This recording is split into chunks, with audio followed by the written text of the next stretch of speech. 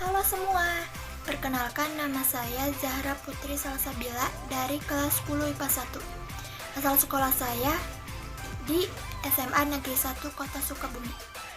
Di sini saya akan merepresentasikan apa itu konsep sinkronik dan diakronik. Sebelum lanjut, jangan lupa like, comment, and subscribe dulu ya. Menurut kalian, apa sih konsep sinkronik dan diakronik itu? Kata sinkronik berasal dari bahasa Yunani, yaitu shin, yang artinya dengan, dan kronos, yang artinya waktu.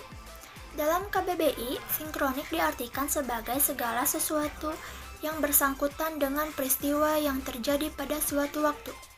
Kajian sejarah secara sinkronik artinya mempelajari peristiwa sejarah dengan segala aspeknya pada masa atau waktu tertentu dengan lebih mendalam. Secara umum, sinkronik memiliki ciri-ciri sebagai berikut. Yang pertama, mengkaji peristiwa sejarah yang terjadi pada waktu tertentu. Yang kedua, menitik beratkan kajian satu aspek tertentu. Yang ketiga, tidak ada konsep perbandingan. Yang keempat, cangkupan kajian lebih sempit. Yang kelima, kajiannya lebih sistematis. Dan yang terakhir, sifat kajian lebih serius dan mendalam. Contoh berpikir sinkronik dalam peristiwa proklamasi kemerdekaan Indonesia. Pembacaan teks proklamasi kemerdekaan Indonesia.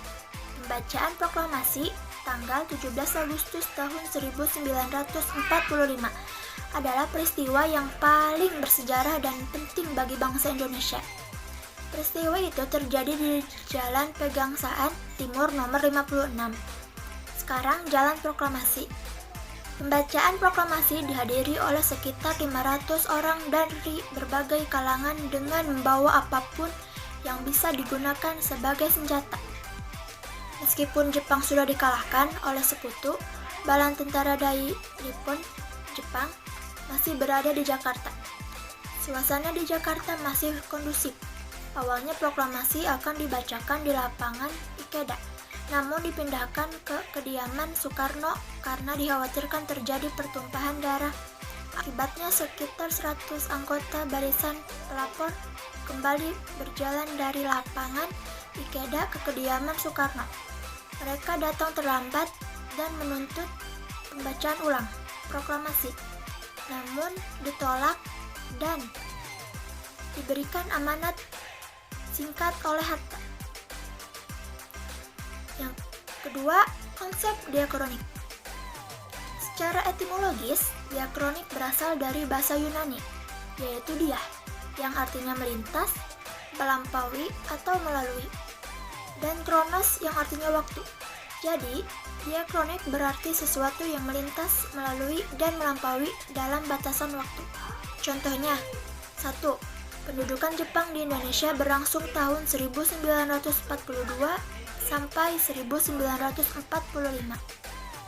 Yang kedua, Perang Diponegoro berlangsung dari tahun 1825 sampai 1830. Pengertian diakronik sering disamakan dengan kronologi, yang secara etimologis berasal dari bahasa Yunani yaitu kronos, yang artinya waktu, dan logos, yang artinya ilmu. Jadi, kronologi adalah ilmu tentang waktu. Berikut ini contoh kronologi peristiwa sekitar proklamasi kemerdekaan Indonesia dalam bentuk timeline. Pada tahun 1945, terjadi pada tanggal 14 Agustus, Jepang menyerah kepada sekutu. Yang kedua, pada tanggal 16 Agustus 1945 terjadi peristiwa Rengas Dengklok. Dan yang ketiga, pada tanggal 17 Agustus 1945 terjadi proklamasi kemerdekaan Indonesia. Sejarah juga mengenal periodisasi yang bertugas membuat klasifikasi dari setiap peristiwa sejarah dalam tahap-tahap dan pembabakan tertentu. Tujuan periodisasi yaitu agar dapat mengadakan tinjauan secara menyeluruh terhadap peristiwa yang lelah terjadi dan saling berhubungan dalam berbagai aspek. Berikut adalah contoh-contoh periodisasi. A. Contoh periodisasi berdasarkan dengan sejarah kebudayaan. 1. Zaman praaksara, yaitu zaman sebelum mengenal tulisan. Yang kedua, zaman aksara, yaitu zaman sudah mengenal tulisan. Yang B. Contoh periodisasi berdasarkan arkeologi. 1. Zaman Paleolitikum. Yang kedua, zaman Mesolitikum. Yang ketiga, zaman Megalitikum. Yang keempat, zaman Neolitikum. Dan yang terakhir, zaman logam. Yang C. Contoh periodisasi sejarah Indonesia. 1. Masa perkembangan agama Hindu-Buddha. Yang kedua, masa perkembangan agama Islam. Yang ketiga, masa kekuasaan kolonialisme Barat. Yang keempat, masa pendudukan Jepang. Yang kelima, masa revolusi. Yang keenam, masa Orde Lama. Yang ketujuh, masa Orde Baru. Dan yang terakhir, masa reformasi. Jadi segitu aja yang saya sampaikan. Mohon maaf bila ada kesalahan dan kekurangan. Saya ucapkan terima kasih. Dadah.